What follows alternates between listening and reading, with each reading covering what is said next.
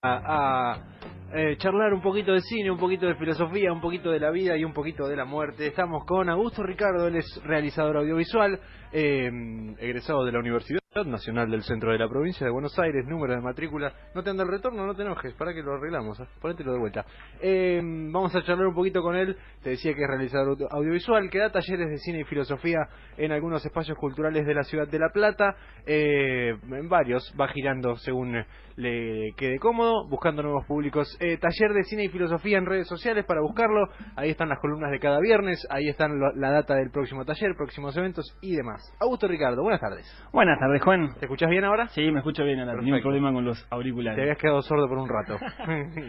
Che, bueno, yo un poquito vos la pusiste al fondo del párrafo en tu anuncio de hoy, pero yo hablé de Lucrecia Martel. Ajá, perfecto. Porque fue la que se viralizó. De hecho, yo te iba... Después me olvidé, esto por ahí te lo tendría que haber contado fuera del micrófono, pero cuando se viralizó su discurso y toda su participación en el festival, y su postura y sus películas, que Sama, la última, tuvo cierta circulación, pero Lucrecia Martel no es famosa, ¿no? La cineasta argentina. Y yo arranqué con ella porque me manigió toda esta movida que tuvo haciendo ella en el festival, que fue una noticia que dio hasta el mundo, ¿no? Prácticamente. Así que te escucho. Bueno, siempre encantado de estar acá, como siempre. Qué bueno, entonces vamos a arrancar por Lucrecia Martel. Ah, bueno. ¿Por qué? Porque ¿de qué vamos a hablar hoy? Como siempre, planteamos esta columna como con ese contenido que yo voy viendo o leyendo o voy haciendo en la semana, vengo acá y comento un poco, ¿no? De qué estoy haciendo. La idea de hoy es hablar de algunas adaptaciones cinematográficas de algunas novelas. Ajá. Como vos sabés, en general la industria del cine, el cine más bien industrial, no solo Hollywood, sino digo en todo el mundo, son pocas las historias originales o los guiones originales. Digo, en general, por decir Hollywood, se nutre muchísimo de la industria del libro, de la industria editorial. Casi todas las películas que vemos, casi todas las películas que llegan, son en realidad adaptaciones de novelas. Solo que, por lo general, son de novelas que no tienen una gran circulación. Son de bestsellers, pequeñas novelas que van circulando por Estados Unidos, sobre todo los policiales, las películas románticas. Digo, son en general adaptaciones de pequeñas novelitas, por decirlo. Así digo que incluso la mayoría acá a Argentina ni llegan. Claro. ¿No? Por ejemplo, esto decía Hitchcock, ¿no? El gran director, que Hitchcock, todas sus películas son adaptaciones de esas novelas, digo, de novelas que uno incluso podría decir de novelas medio malas, ¿no? Que no son, digo, que no tienen un gran componente literario o grandes virtudes literarias. No estamos hablando de una película de El Quijote, ¿no? Claro, exactamente. Son, por supuesto que son novelas bien escritas, digo, ¿no? O sea, ya quisiera uno poder escribir una novela así, claro. Pero que son novelas estándar, novelas comunes, que se producen de manera industrial. Bien. Incluso en unas conversaciones que tiene Hitchcock con un cineasta francés que se llamaba François Truffaut, que son muy conocidas. Esa es cuando le pregunta si cree en Dios y toda esa anécdota, ¿no? Sí, ahí hablan un montón porque hablan de cada película. No recuerdo ahora específicamente la anécdota de Dios, no sé a qué te refieres. Una conferencia de prensa que da Hitchcock, perdonen mi imprecisión, búsquenlo en internet, una presentación de una película y un periodista, cineasta, crítico, en el medio de esta presentación le pregunta, ¿usted cree en Dios?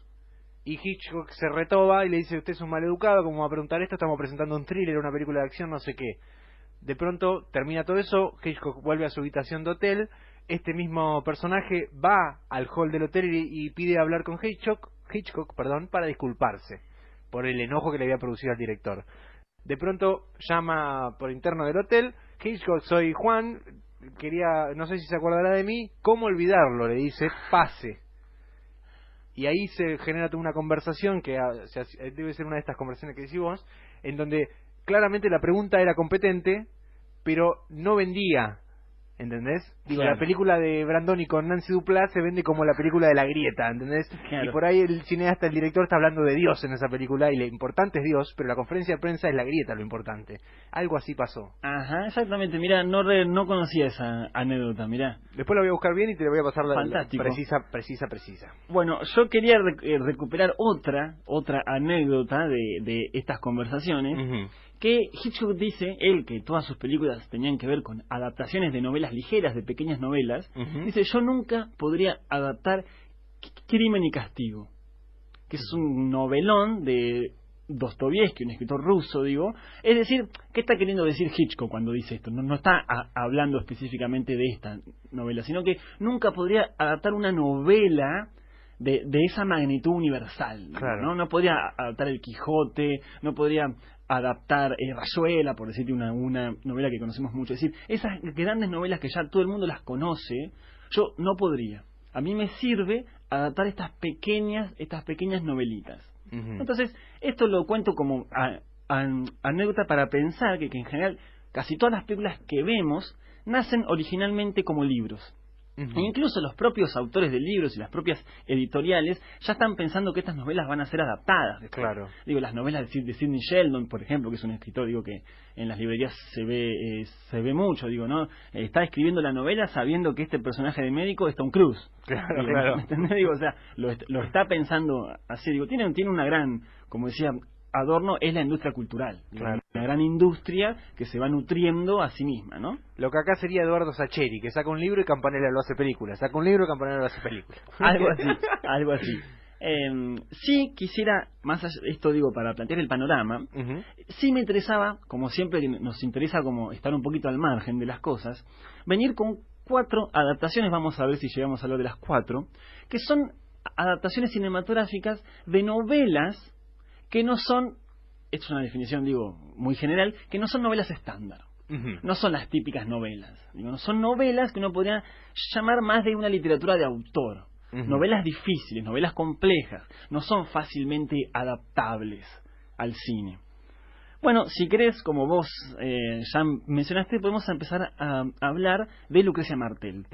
Lucrecia Martel, que es una cineasta chaqueña, ella comenzó con lo que se conoció como nuevo cine argentino allá a principios de los años 90, aunque Martel es un poquito después, arranca a filmar a fines de los años 90. Su primera película es La Ciénaga. Vos decís, es muy interesante lo que vos decís, cómo se viralizó o el último discurso que dio Lucrecia Martel en el Festival de Venecia, a raíz de que el Festival de Venecia va a darle un premio a Pedro Almodóvar, el cineasta español, un premio a la trayectoria.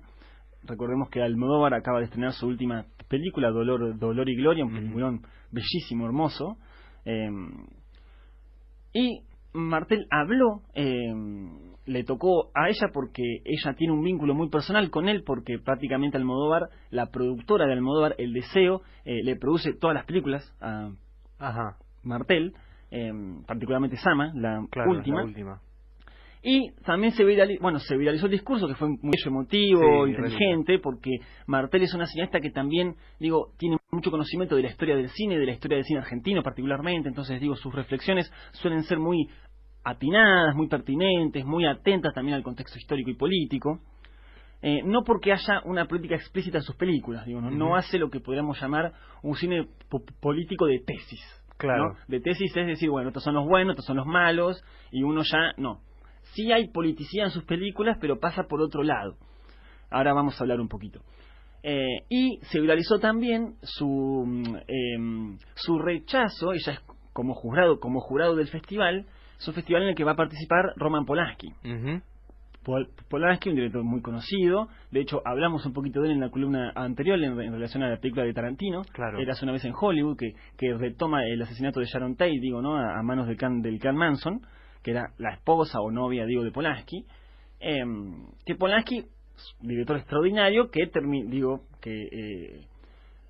fue acusado y se demostró, digo, ¿no? Que violó y abusó de una pibita que en ese momento tenía 13 años, digo, ¿no? Exacto. Que la drogó, la violó, le hizo, digo, cualquier desastre. Entonces, Polanski, digo, hoy que no puede entrar a varios países y todo, Martel dice, yo no voy a ver esa película. No estoy en contra de que Polanski esté en este festival, pero yo directamente tenemos que repensar a quiénes permitimos en este festival, qué puertas tienen que abrirse en este festival, qué discusiones hay que darse en los festivales de cine, por qué le seguimos dando pantalla a gente, digo, a abusadores, violadores, etcétera, etcétera. Entonces, todos esos discursos, digo, se estuvieron viralizando bastante, sobre todo en redes sociales, no tanto quizá en los medios de comunicación, más o menos, pero sí en redes sociales. Es muy interesante lo que vos decís porque la película que quisiera hablar hoy es Sama, una película del año 2017, Ujú. que es una adaptación que hace Lucrecia Martel de la novela del mismo nombre, Sama, del escritor Antonio Di Benedetto. Ujú. Y es muy interesante pensar la fama, tanto de Martel como de Di Benedetto. Vos decías, ¿Martel es famosa? Digo, es cierto que en ciertos núcleos, en ciertos grupos, en ciertos circuitos, uno dice Lucrecia Martel y ya todos sabemos de quién están hablando, aunque no se hayan visto sus películas. Exacto. Pero tampoco es que sea famosa, digo, tampoco es que la conozcan todos, ni que sea una figura, digo, rutilante de la pasarela. Claro. No Bueno, es Campanella o otros directores argentinos que sí son famosos, digo, se sientan con Mirta Legrand, con Andy Kuznetsov, digo, están en otros circuitos que Lucrecia no suele aparecer. Exactamente. Sí, quizá la película que más distribución comercial tuvo, que más impacto comercial tuvo, fue esta última, Sama. Sama. Bueno, algo Antes que me preguntes la vi, ¿eh? ¿La viste? Mirá, no siempre... me preguntaste porque no tenías te miedo que pregunté. diga que no. No, porque Sí. iba a hablar primero de Di Benedetto antes Dale. de... Vos sabés que Di Benedetto comparte algo similar. Digo, Di Benedetto es un escritor extraordinario, digo, fantástico, un escritor, periodista, también escribió guiones de cine, y también tiene como muchísima fama en ciertos circuitos. Ujú. Es como, él cayó como una generación después de los Cortázar, Claro. de los Mujica Lainez, de los Bioy Casares, digo, ¿no?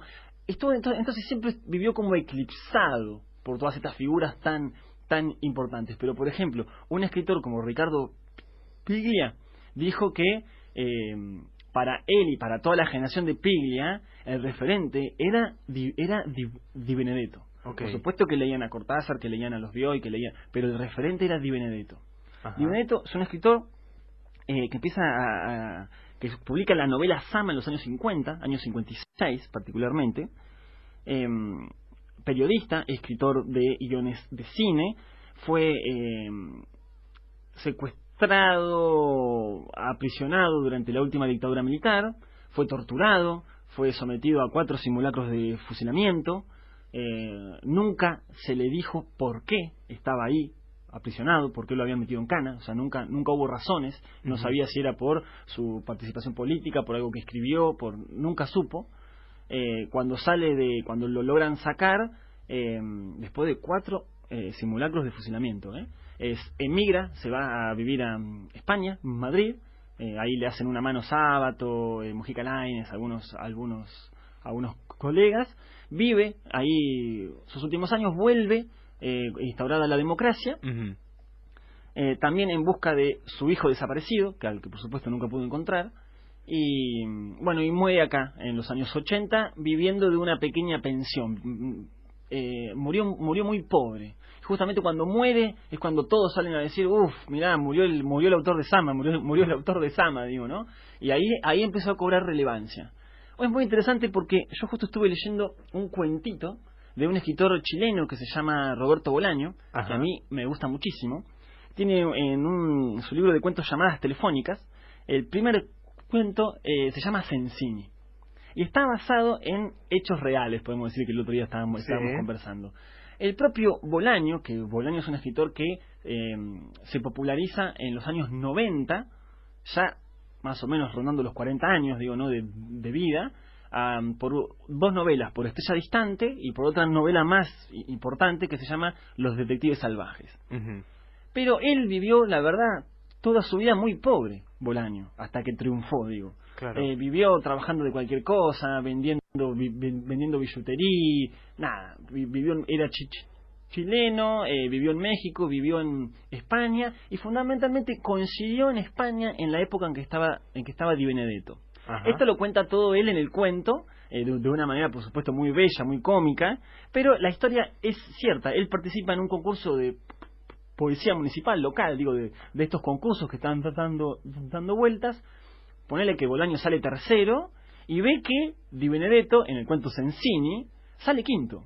Ajá. Y él dice, este Sensini es el que escribió la novela Ugarte, que es justamente Sama, digo, ¿no? Claro. Averigua y sí, dice, ¿qué hace ¿Qué hace Sensini Di Benedetto participando en un concurso de provincia, ¿no? Y bueno, saliendo quinto. Y saliendo quinto encima. Y bueno, y comienzan un intercambio epistolar. Él le manda una carta y esto es muy cierto, se estuvieron mandando durante varios años cartas. Nunca se llegaron a conocer. Mirá. Digo, y eso te habla también un poco de la realidad a veces de los escritores. Digo, Sama tenía fama prácticamente en todo el mundo dentro de cierto circuito, pero el escritor vivía de participar en concursos literarios, claro, de los municipales, de los provinciales, así, ganando 5.000 pesetas, 4.000 pesetas, 10.000 pesetas, saliendo tercero, saliendo quinto. Nadie, porque claro, no era tan conocido como para que todos digan. Claro. Entonces, nada, una anécdota muy interesante. Mirá, bueno, vamos entonces a Sama, bien, porque no me quiero extender. ¿Qué hace Di Benedetto en Sama? Es una novela impresionantemente buena, totalmente recomendable. Vos viste la película. Sí. Bueno, la película retoma, por supuesto, muchísimos aspectos. Es una novela ambientada en el Virreinato del Río de la Plata. Digo, ¿no? Que es un momento histórico que en general no está muy revisitado por nuestra literatura, que está mucho más ambientada en lo que es fines del siglo XIX, principios de los años 20, o por supuesto lo contemporáneo, pero ese momento de esta historia de este pedazo de la tierra, ¿no está revisitado en general por las literaturas, por las películas, no vemos cosas que estén ambientadas en el Virreinato del Río de la Plata, antes de que exista el Estado-Nación argentino o de que comience a existir a partir de la Revolución de Mayo. Lo tenemos a Sama, que es una suerte de burócrata que por supuesto trabaja para la corona española, que está acá y vos imaginate lo que era la vida y el mundo en este momento acá, digo, ¿no? Era mucho más chiquito porque la frontera era mucho más pequeña, ¿no? La famosa frontera del indio, digo, ¿no? Acá había mucha más población indígena de la que hay en 1810 y de la que hay por supuesto ahora. Entonces, por esas fronteras constantemente asediadas por el peligro, ¿no? Entre comillas, siempre, del indio, porque por supuesto estamos en el Virreinato del Río de la Plata, no existe la palabra aborigen o población originaria, y la novela está dedicada, a través de un epígrafe, a las víctimas de la espera. A las víctimas de la espera, digo, ¿no? La espera en general es productora de víctimas, digo, ¿no? Nadie quiere esperar. Claro. Esperar es una situación existencial verdaderamente horrible, ¿no? Ya sea estar esperando en una fila del banco, ya sea estar esperando para hacer una cosa. Digo, el hecho de esperar a nosotros, sobre todo una generación completamente ansiosa, nos vuelve locos, ¿no? Que no queremos esperar. Y en general es lo que más hacemos en la vida, digo, ¿no? Esto dice Albert Camus, ¿no? El filósofo que estoy laburando mucho, ¿no? Vivimos del porvenir, dice Camus. Claro. ¿No? Mañana, cuando estés mejor, cuando tengas una posesión, cuando te recibas, cuando tengas siempre mañana, ¿no? Mañana y mañana, siempre esperando, ¿no? Como esa espera de alguna manera aplasta el presente. Bueno, de esto va la novela Sama. Él en verdad está esperando que le llegue una orden desde España que le permita volver allá. Claro, exactamente. Básicamente, porque él acá no quiere estar. Esto le parece un mundo horrible, donde no pasa nada, donde todo es aburrido, donde no hay civilización, nada que sea civilizado. Digo, siempre en los términos, digo, ¿no? de la época. Lo interesante, el procedimiento estilístico que hace Di Benedetto en Sama, es que está escrita a primera vista en lo que parecería ser un español antiguo, ¿no? Al estilo del Quijote, ¿no? Viste que uno dice, bueno, este es español, pero no es el español que estamos hablando. Claro, ¿no? Claro. Ahora, lo interesante es que tampoco, eso es a primera vista. Ahora, si uno analiza bien, hay también palabras modernas. Entonces, en realidad, no está escrito como se hablaba en la época. Ni tampoco está escrito como se hablaba en los años 50, ¿no? Sino que Di Benedetto crea todo un lenguaje a través de todas esas mixturas, que es impresionante. Crea una suerte de lenguaje que por supuesto se comprende, digo, no es el gíglico de Cortázar, ¿no? Entonces, y nos va a contar toda la historia de este personaje que está esperando todo el tiempo y que vive en este mundo. Algo de eso intentó recrear Lucrecia Martel. Para mí está logrado, ¿eh? Sí. Para mí está muy logrado y si yo te vendo una película, fíjate, anda a ver la de Martel, es una película sobre alguien que está esperando. Que está esperando y que es víctima de su espera. Y creo que la gran virtud de Martel, de todas las virtudes que tiene la película, es presentar esto. Él está en esta tierra, que es un desierto, entre comillas. No quiero esa terminología porque sabemos que acá la conquista del desierto no fue la conquista de un desierto, ¿no? No, sí, claro. No estaba para nada desierto. De hecho era una tierra, la tierra más rica del mundo, digo, ¿no? O sea, del desierto no tenían nada.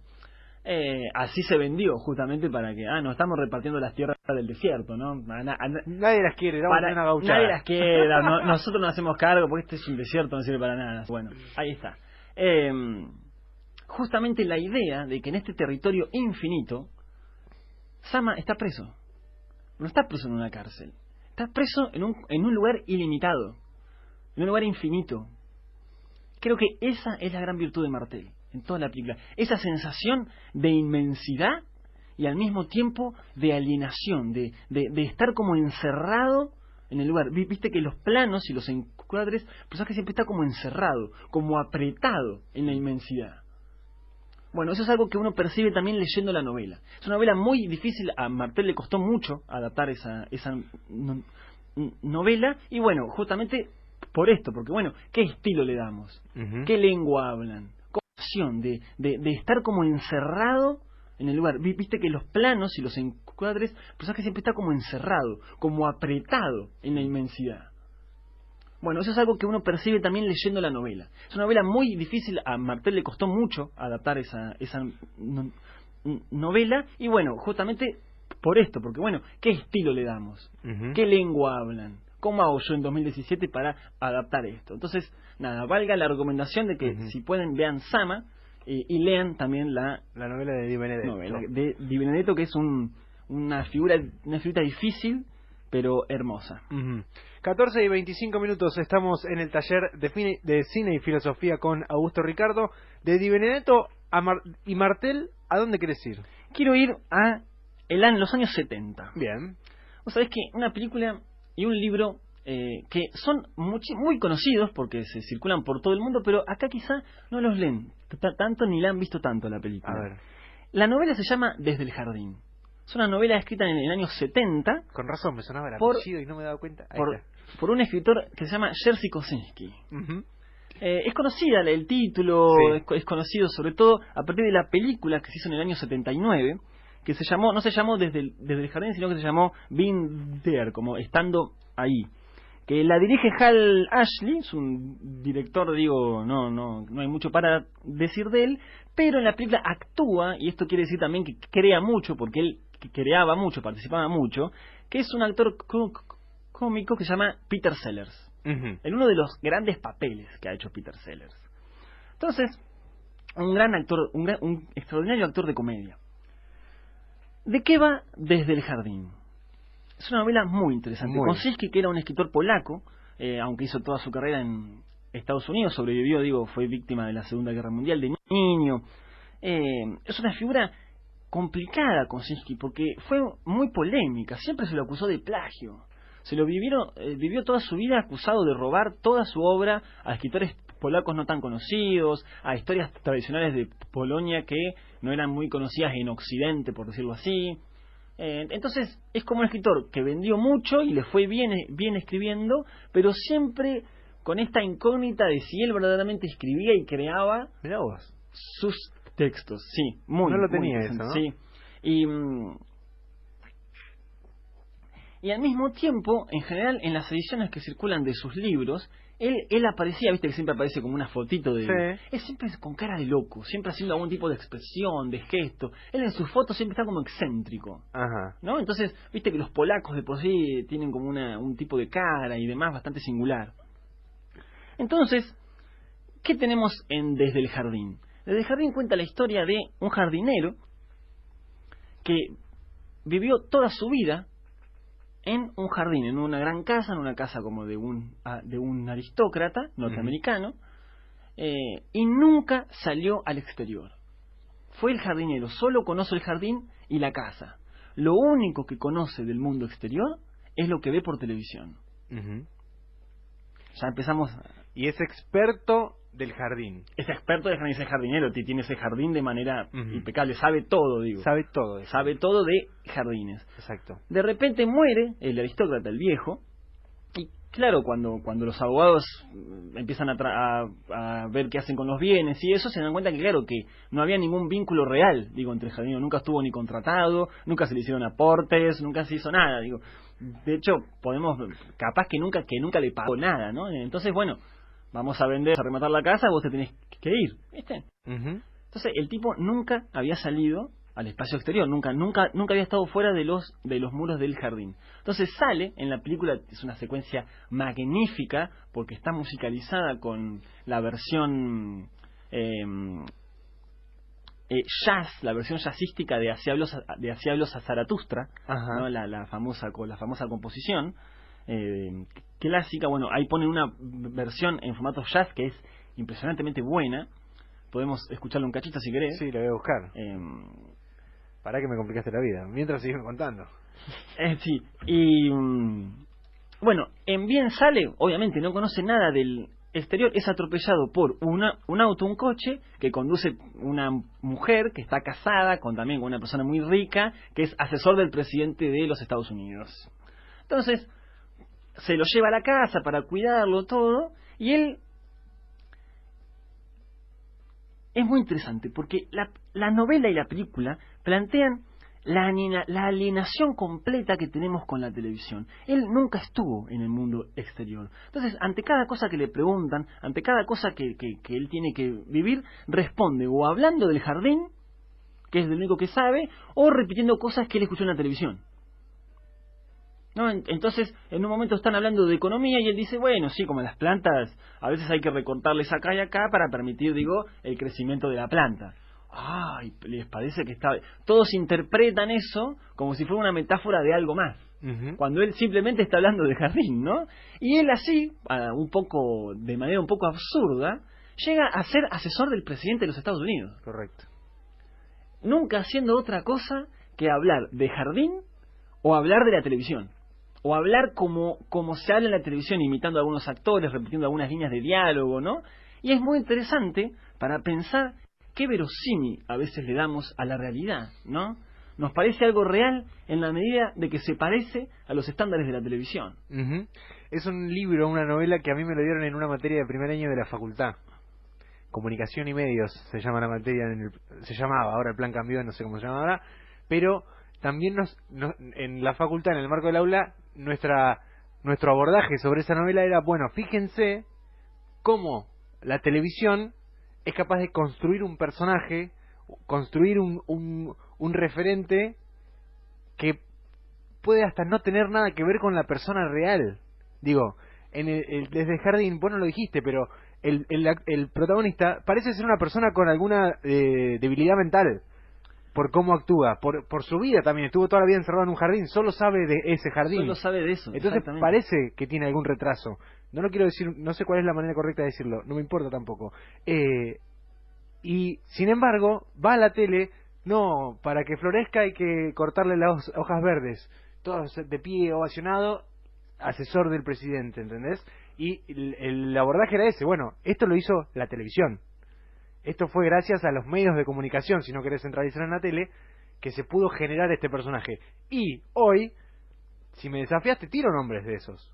Que realmente... Miguel del Cel, ya te tiré uno. Amalia Granata, te tiro dos, santafesinos, pero bueno. Sí, gente que repite los códigos, que entiende los códigos de la tele y va a la tele a hacer la cosa de la tele. Exacto. ¿No? Y que no tiene ningún bagaje, se meten en el mundo de la política, que es lo que hace el personaje desde el jardín, y no tienen ninguna trayectoria de militancia, de activismo.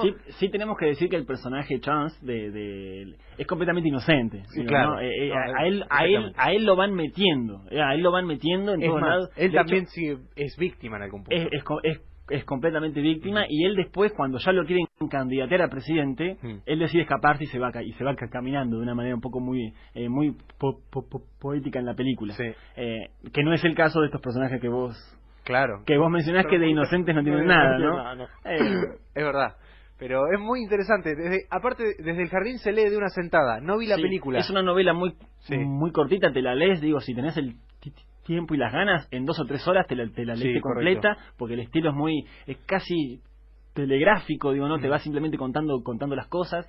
Otra cosa que le criticaban a Kosinski, que de una novela a otra cambiaba mucho el estilo. Ajá. Desde el jardín no se parece nada a otras novelas. Entonces siempre era como que, ¿cómo cambia tanto de estilo una persona? Era como que no siempre robando, siempre se le acusaban que se lo escribía otro. Sí.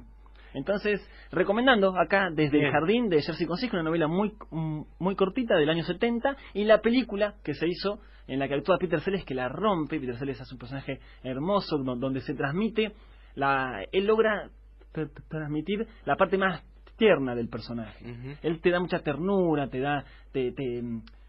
justamente te das cuenta que él es víctima de todo eso, más allá de que el tono de la película, como el del libro, es ligero, nunca ocurre nada demasiadamente grave, es más bien una metáfora, una analogía para entender algunas cosas reales. Claro, mira vos, qué interesante. No me acordaba, me sonaba el apellido cuando vi que íbamos a hablar de Konsinski y digo, ¿quién? ¿De dónde lo tengo? ¿De dónde lo tengo? Desde el jardín, hermoso. 14:34. Última entonces. Plan C. Vamos con una adaptación que no es tal.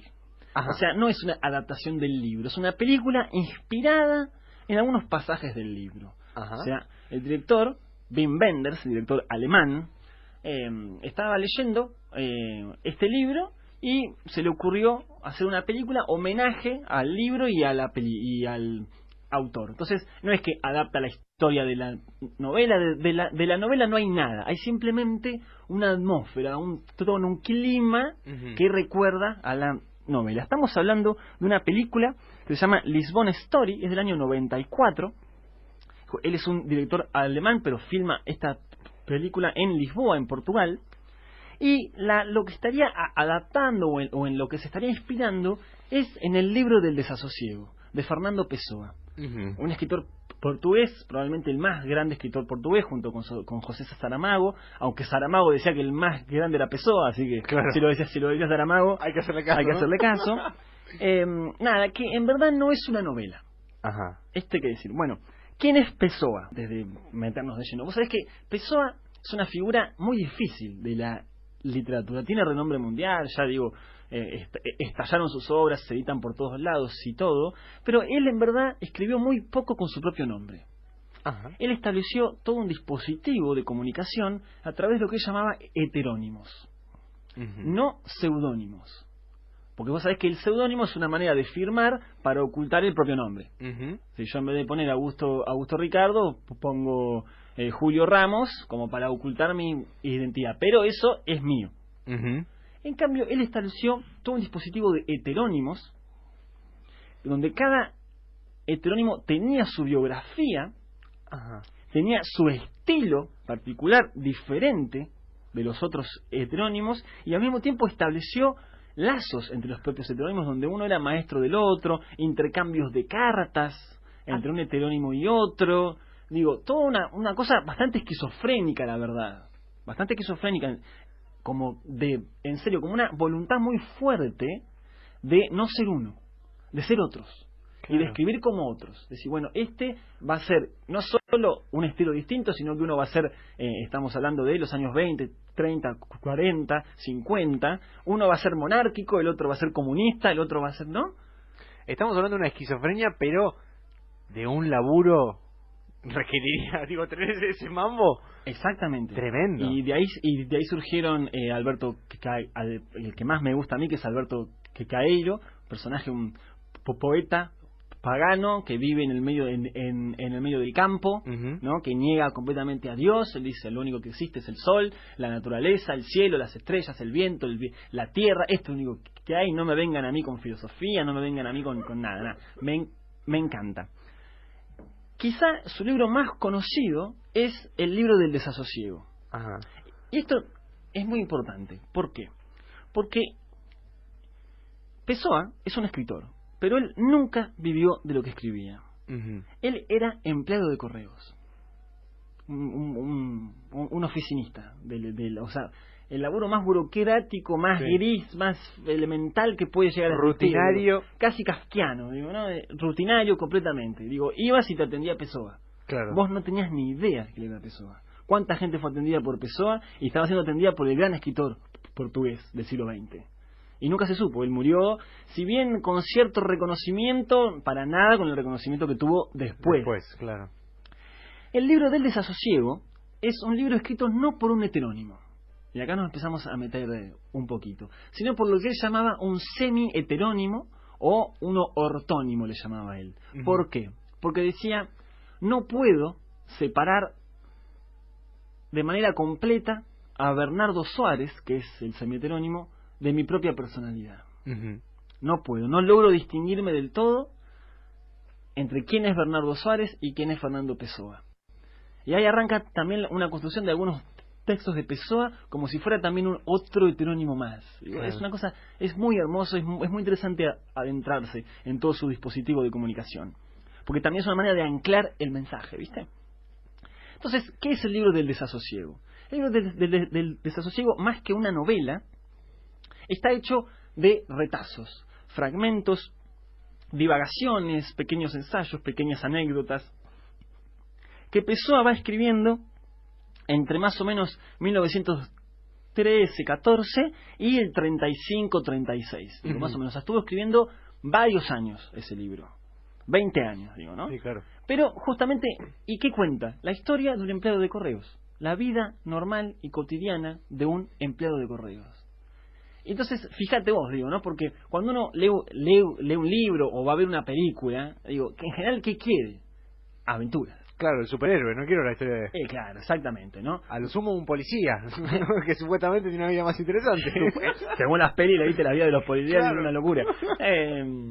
¿No? Entonces, lo que vamos a tener acá es justamente nada de eso. Claro. Digo. Y sin embargo es un libro impresionantemente bello, bastante largo, son como 500 y pico de páginas. Ajá. Donde lo vamos a ver a él razonando, contemplando, teniendo pequeños pensamientos. Y ahí está, digo, en el libro del desasosiego está la famosa frase, el poeta es un fingidor que finge tan completamente que llega a fingir que es dolor el dolor que de verdad siente. Ajá. Fíjate, para pensar también los heterónimos, ¿no? Finge tanto que llega a fingir que es dolor el dolor que de verdad tiene. Claro. O sea, tiene el dolor, pero está fingiendo que lo tiene. Digo, fantástico. Bueno, tremendo. Entonces, justamente toda la atmósfera que se respira a lo largo de toda la novela es el desasosiego, el aburrimiento, el tiempo muerto, ese momento en que uno no tiene nada que hacer más que fumarse un cigarrillo, ¿no? Como cuando terminamos acá, claro. entre que estás vos acá y comienza el programa que viene, que nos fumamos un pucho ahí, digo, ¿no? Ese momento, los tiempos muertos. Bueno, ¿qué va a hacer Wenders? Wenders es un director fantástico, quizá la película más famosa de él sea París, Texas, o las salas del deseo, o más reciente la película de de Pina Bausch, un documental preciosísimo también. Él va a contar la historia de un director, de un sonidista alemán que tiene un amigo en Lisboa que le dice: vení que estoy filmando una película, necesito que me hagas sonido, venite que te espero, vamos a trabajar acá. Él va, cuando llega no lo viene a recibir, cuando llega no lo puede encontrar por ningún lado, va a la dirección que le dieron, digo, no lo puede encontrar por ningún lado. Arranca como a investigar un poco, a tratar de encontrarlo, y se va dando cuenta que parecería que el director se empezó a chiflar, y está como filmando una película, pero completamente extraña, ¿no? Entonces, esta sería la historia. Lo importante es justamente, como lo que pasa en el libro del desasosiego, que en realidad no pasa nada, lo que importa es el cómo, ¿no? El cómo lo vamos a contar. Y justamente, cómo contar, tanto en una novela, o cómo mostrar en una película, el desasosiego, el aburrimiento. ¿Cómo haces, digo, que eso no sea efectivamente aburrido, y que sea de alguna manera bello, que pueda conmoverme, que pueda interesarme ver a una persona que está aburrida? Claro. Digo, ¿no? Entonces, ese es el desafío que tiene Wenders. Entonces, como te dije que el desasosiego tenía mucho que ver con las impresiones, las anécdotas, las reflexiones de este personaje que trabaja en Lisboa y que va contando las cosas que le pasan y contemplando la vida cotidiana de sus vecinos, de la gente que le rodea, de los empleados, etcétera, justamente lo que va a hacer el sonidista es decir: bueno, ya que estoy acá me voy a poner a trabajar. Voy a grabar sonido ambiente de Lisboa para usar en la película. Entonces, grandes escenas de él escuchando a través, digo, se pone los auriculares, se pone todo el aparatejo del sonidista, y casi digo como en las películas de espías, viste que las películas de espías, sobre todo en las antiguas películas de espías de los años 60, 70, 80, que tenían un aparatejo, ¿no? Claro. Tenían como todos sus aparatos de espías, ¿no? Sí. no era todo digital como ahora computadora. Antes era como una valija que tenían y ahí sacaban unas cosas y los ponían. Todo, de hecho era cómo entró la valija, no era parte de la trama. Exactamente. Eso se ha perdido un poquito. Sí. Es una pena, porque es una cosa muy bella y muy cinematográfica también. Sí. Y justamente lo vemos a él como una suerte de espía, claro. Aburrido, porque no tiene nada que hacer, escuchando cosas que pasan en Lisboa. Y nosotros escuchamos todo lo que va escuchando el personaje. Y la verdad es una película hermosísima. Tiene el personaje protagónico de unos niños. Digo, él llega y se encuentra en la casa llena de niños. Y le dicen, sí, nosotros estamos trabajando en la película del director. Y bueno, es toda una gran reflexión también la película sobre las imágenes, sobre el cine, sobre qué significan las imágenes hoy. Claro. Entonces, mira vos. Y bueno, la recomendación, por supuesto, que vean Lisboa. Esto es una película de 1 hora y 20, hora y media. Muy bella, muy hermosa, muy entretenida, muy tierna. Y por supuesto la lectura del libro del desasosiego o de cualquier cosa que encuentren de Fernando Pessoa. Vale absolutamente todo la pena. No solo recomiendo el libro del desasosiego de Bernardo Soares, sino los poemas de Alberto Caeiro, que es para mí el más mejor. El más mejor de todos los heterónimos de Pessoa. Augusto Ricardo con nosotros, taller de cine y filosofía en La Única Fórmula. ¿Hay fecha? Hay fecha. A ver. Domingo 15 cae, sí. 15 de septiembre. Domingo 15 de septiembre a las 6 de la tarde. Vamos a estar con Cine y Filosofía a la gorra en eso estamos, acá en La Plata.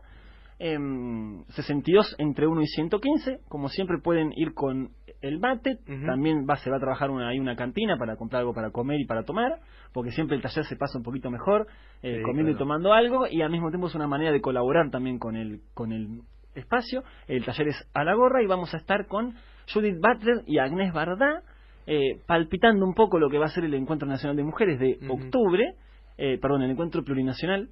Y vamos a estar con El género en disputa. Nos vamos a meter un poco en la teoría de género de Judith Butler y va a ser una introducción también a esta cineasta que me gusta tanto, que es Agnès Varda. Bien, taller de cine y filosofía en Facebook e Instagram. Para encontrarlo y hacerle preguntas hay que anotarse. Todas esas preguntas que tenés las haces ahí. Taller de cine y filosofía en Facebook e Instagram. Gracias, Augusto. No, gracias a vos. Hasta la semana que viene.